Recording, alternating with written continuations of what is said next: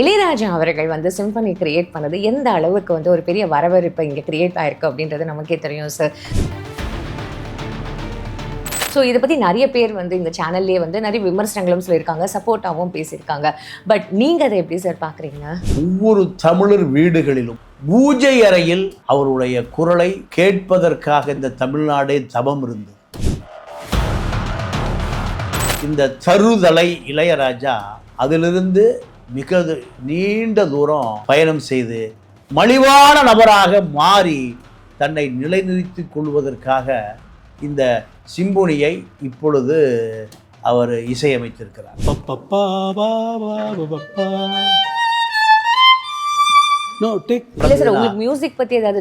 எல்லாம் தெரியும். தமிழ் இலக்கியங்களை இசைத்தட்டிலே உருவாக்கி ஒவ்வொரு வீட்டுக்குள்ளேயும் இளையராஜா 200 ஆண்டு காலம் வாழ வைப்பதற்கான முயற்சியை தான் அந்த பாதிரியார் செஞ்சார்.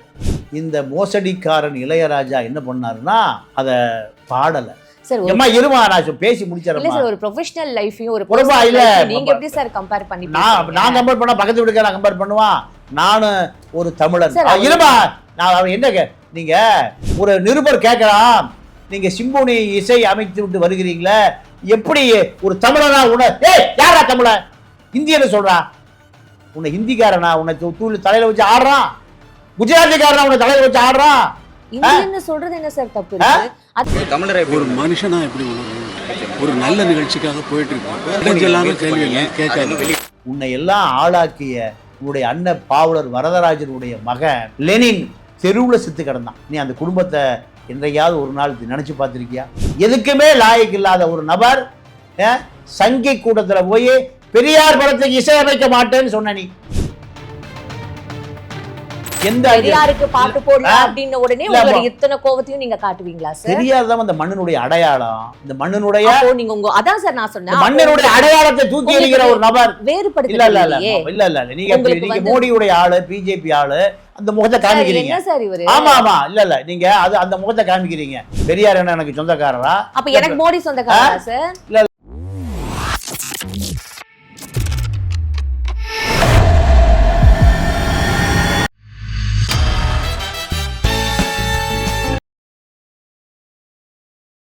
சார், இளையராஜா அவர்கள் வந்து சிம்பனி கிரியேட் பண்ணது எந்த அளவுக்கு வந்து ஒரு பெரிய வரவேற்பை இங்கே கிரியேட் ஆயிருக்கு அப்படின்றது நமக்கே தெரியும் சார். ஸோ இதை பற்றி நிறைய பேர் வந்து இந்த சேனல்லே வந்து நிறைய விமர்சனங்களும் சொல்லியிருக்காங்க, சப்போர்ட்டாகவும் பேசியிருக்காங்க. பட் நீங்கள் அதை எப்படி சார் பார்க்குறீங்க? இல்லை, இளையராஜாவை பொறுத்தவரை ஒவ்வொரு தமிழர் வீடுகளிலும் பூஜை அறையில் அவருடைய குரலை கேட்பதற்காக இந்த தமிழ்நாடே தவம் இருந்தது. ஆனால் இந்த தருதலை இளையராஜா அதிலிருந்து மிக நீண்ட தூரம் பயணம் செய்து மலிவான நபராக மாறி தன்னை நிலைநிறுத்திக் கொள்வதற்காக இந்த சிம்பொனியை இப்பொழுது அவர் இசையமைத்திருக்கிறார். சார், உங்களுக்கு ஆமா என்ன நடந்தது? உங்களுக்கு மியூசிக் பத்தி ஏதாவது தெரியும்? இல்ல எல்லாம் தெரியும். அதாவது என்ன நடந்ததுன்னா, நீங்க ஜெகத் கஸ்பார் எத்தனை ஆண்டுகளுக்கு முன்பு, ஒரு 20 ஆண்டுகளுக்கு 25 ஆண்டுகளுக்கு முன்பு சோனி நிறுவனம் இருக்கிற நீங்கள் அமெரிக்காவுக்கு இந்த கார்த்திகே இளையராஜா 2 பேரையும் சோனி நிறுவனத்திலேயே கொண்டு போய் சிம்பொனி இசைக்க செய்தார். இந்த வரலாறு எத்தனை பேருக்கு தெரியும்? அம்மா இருமா. அப்போ அந்த சிம்பொனி என்ன எதுக்காகன்னு கேட்டால், தேவாரம், திருவாசகம், திருக்குறள், 10 பாட்டு, 17 கீழ்கணக்கு, இப்படி தமிழ் இலக்கியங்களை இசைத்தட்டிலே உருவாக்கி ஒவ்வொரு வீட்டுக்குள்ளேயும் இளையராஜா 200 ஆண்டு காலம் வாழ வைப்பதற்கான முயற்சியை தான் அந்த பாதிரியார் செஞ்சார். உலகத்தமிழன் பூரா அன்னைக்கே 10 கோடி ரூபாய் செலவு. எத்தனை கோடி? 10 கோடி ரூபாய் செலவு.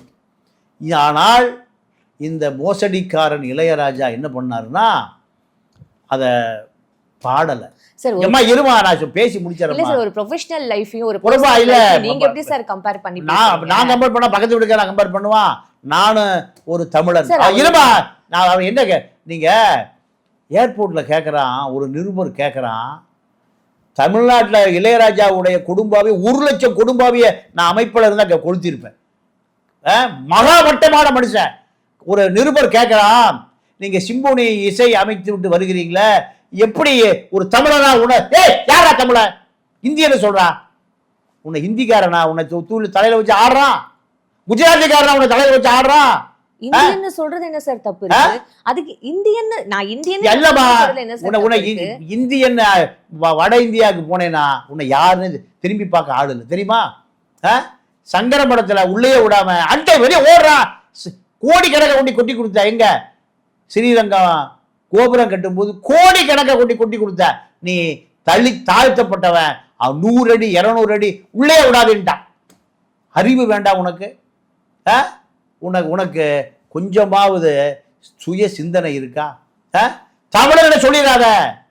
உன்னை எவையா கொண்டாடுறான்? ஒரு பெரிய ஒரு கவிஞன், ஒரு புலவன். நீ உனக்கு 25 வருஷத்துக்கு முந்தி தலித் சமூகத்திலிருந்து மிக உயரமான இடத்துக்கு நீ போயிருக்க. ஒரு பாண்டிச்சேரியில் இருக்கிற ஒரு இசைக்கல்லூரி பேராசிரியர் குணசேகரன் என்ற, அதாவது கம்யூனிஸ்ட் மேடைகளில் பாடி தமிழ்நாடு முழுக்க கம்யூனிஸ்ட் கொள்கைகளை கொண்டு போய் அடித்தட்டு மக்களிடம், உழைக்கிற மக்களிடம் கொண்டு சேர்த்தவர் தான் பேராசிரியர் குணசேகரன். குட்டியாடு தப்பி வந்தா குறவனுக்கு அருமையான பாட்டு, பல பாட்டு நான் கேட்டிருக்கேன். இப்படி இத்தனை சிந்தனையால நம்ம சமூகத்திலிருந்து ஒருத்தன் எவ்வளோ பெரிய உயரத்துக்கு வந்திருக்கிறான். வாலிதான் பாட்டு எழுத முடியும், MS விஸ்வநாதன் தான் பாட்டு பேச முடியும்.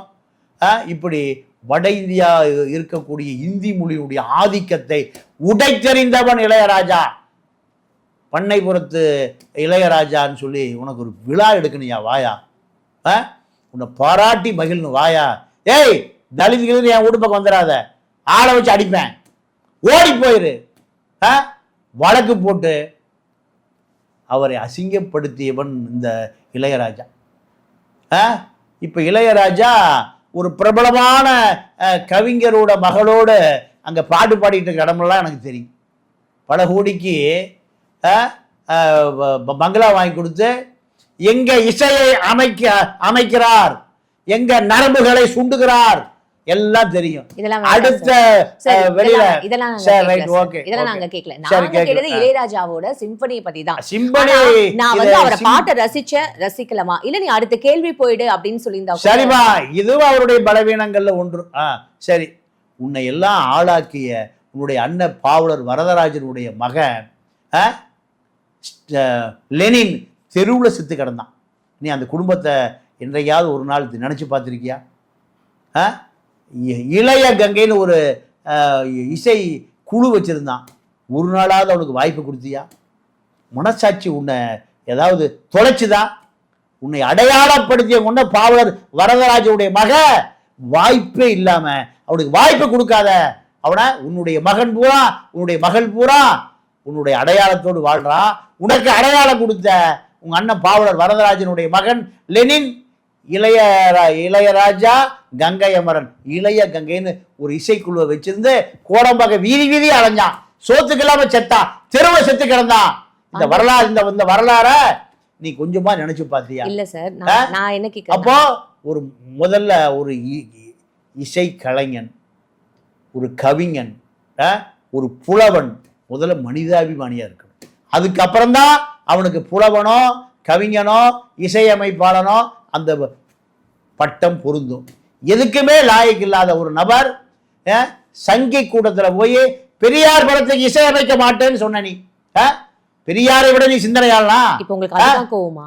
எல்லாம் கோவம் தான். உங்களுக்கு இப்ப அதுதான் கோவம்? அது எல்லாம் அதான் கோவமா? சார் அவர் சிம்பனி இல்ல இந்தியாவை ரெப்ரசன்ட் பண்ணி போயிருக்காரு. நாளை கூட சிந்தாது.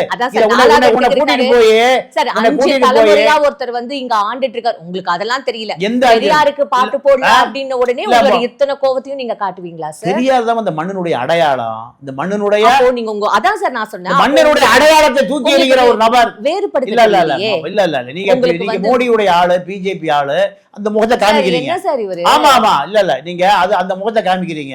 நான் இயல்பா எனக்கு உள்ள இருந்து வர கோபம் எப்படின்னா, நீங்க ஏன் சார் என்ன அடையாளப்படுத்துறீங்க? இல்லம்மா, அதுதான் கோபமா நீங்க என்ன குத்தி காமிக்கிறீங்க. நான் பல கோடி தொண்டல்ல நானும் ஒரு ஆள். பெரியார் என்ன எனக்கு சொந்தக்காரரா? அப்ப எனக்கு மோடி சொந்தக்காரரா சார்? இல்ல நீங்க அது மட்டும் தான் கோபம். நீ எனக்கு குத்தி காமிக்கும் போது உள்ளுணர்வு வெளிப்பட்டுருச்சு. இல்ல பெரியார் தமிழ்நாட்டினுடைய சொத்துமா. மோடி இந்தியாவுடைய சொத்து அல்ல. பெரியார் தமிழ்நாட்டுடைய சொத்து. பெரியாரை சொல்லாம எவனுமே அரசியலே பண்ண முடியாது. ஒரு கேள்வி கேட்கறதுனால நீங்க என்ன இப்படி எல்லாம் அடையாளப்படுத்துவீங்க? இல்ல நீங்க உங்களுக்கு இயல்பா கோபம் வருது. அதுதான் கோபமானா? அதுதான் கோபம். 1 கோடி தொண்டனுக்கு அதான் கோபம். அறம் கோபிக்கு வர்ற கோபத்தை விட 500 மடங்கு கோபம் ஒவ்வொரு தொண்டனுக்கு இருக்கு. உன்னை இப்ப தலையில தூக்கி கொண்டாட வேண்டிய ஒரு சொல்லி அசிங்க எனக்கு இல்லம்மா. நிருபர் கேட்கிறான், அதாவது காகிதம் உள்ளதுல கேட்குறான். அவர் அவரை விட ஒரு மனிதன் உலகத்தில் பிறக்கவே முடியாது. அவர் சொல்றாரு, முதல்ல நான் மொழியால் தமிழன், மதத்தால் முஸ்லீம், நாட்டால் இந்தியன். அதான் அவர் முதல்ல சொன்னது. மொழியால் தாய் பால், தமிழ் பால், அதுதான் என்னுடைய அடையாளம். அவரை விட ஒரு கண்ணியமிகு காகிதம் உள்ளது சொல்லும்போது எப்போ பொன் எழுத்துக்களால் குறிக்கப்பட வேண்டியது. உன்னை தமிழ் ரசிகந்தாயா கொண்டாடுறான்.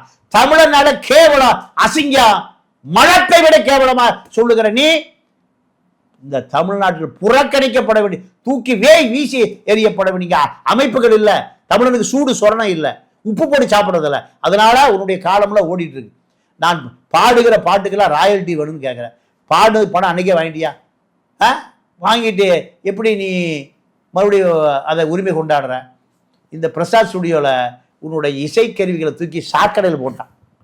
வாடகைக்கு போன நீ உரிமை கொண்டாடிய பிறகு நீதிமன்றம் இளையராஜாவை வெளியேற்றுங்கன்னு ஆணை வாங்கி அவ பிரசாத் ஸ்டுடியோ உரிமையாளர் என்ன பண்ணுறான், உன்னுடைய அறையை உடைச்சு உன்னுடைய வாத்திய கருவி, நாயன கருவி, இசைக்கருவி எல்லாம் என்ன பண்ணா தூக்கி எங்கே போட்டான்? சாக்கடையில் கிடந்தது.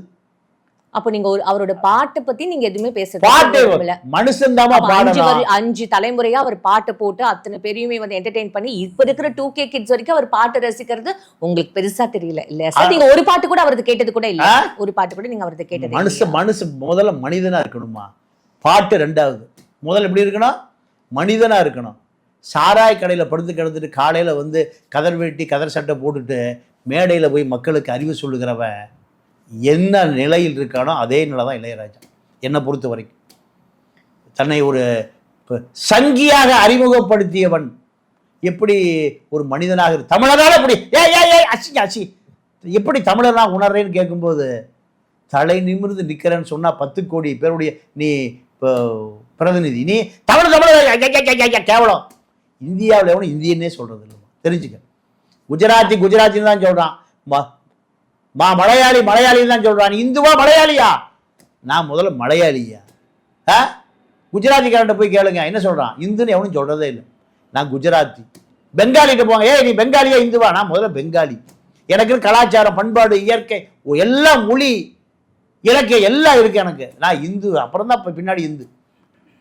கேரளாக்காரன்ட்ட போய் இந்துவா மலை? நான் மலை ஏங்காவான் மலையாளியோ. ஆந்திராக்காரன்ட்ட போங்க, அவன் என்ன சொல்றான்? உலகத்தில் இருக்கிற எல்லா இந்தியாவில் இருக்கக்கூடிய மிசோரம், சிக்கிம், நாகாலாந்து எல்லாம் அவனுக்கு ஒரு அடையாளம் இருக்கு. ஆனா இந்த மலிவான நபர் தமிழர் இளையராஜா எந்த மொழியா? அது குஜராத்தியா, தெலுங்கா, கன்னடமா? நீ உன் தாய் உனக்கு எதை சொல்லி கொடுத்தா? இசையை எந்த மொழியில படிச்ச? இசை எந்த மொழியில? தெலுங்குல படிச்சியா இல்ல இந்தியில படிச்சியா? உன்னை கொண்டாடுறவன் எவன்டா? முட்டா தமிழன்டா. அப்போ அடிப்படை அறிவு கூட இல்லாத ஒரு நபரை எப்படி ஒரு சிம்பொனி, நீ இந்த சிம்பொனிக்கு 25 வருடங்களுக்கு முன்பு பணம் கொடுத்த, குட்டி கொடுத்த உலகத்தில் இருக்கிற அத்தனை தமிழும் குட்டி கொடுத்தான். எவனுக்கு தெரியாம கள்ள கேஸ் பண்ணி வித்துட்டேன். Gaspar case போட்டாரா? அறிவு வேண்டாம் உனக்கு? அடுத்தவனுடைய காசை அபகரித்துக் கொள்ளுகிற நீ ஒரு இசை கலைஞன், ஒரு சிம்பொனி குப்பையில போடு. வருங்கால சந்ததி உன்னை மன்னிக்காது. வருங்கால சந்ததி உன்னை தூக்கி போட மறக்காது. MS விஸ்வநாதன் ஒரு மலையாளி. தமிழ் திரைப்பட உலகத்தில் அத்தனையும் சைலஜா, சித்ரா, தமிழச்சியே இல்லையா?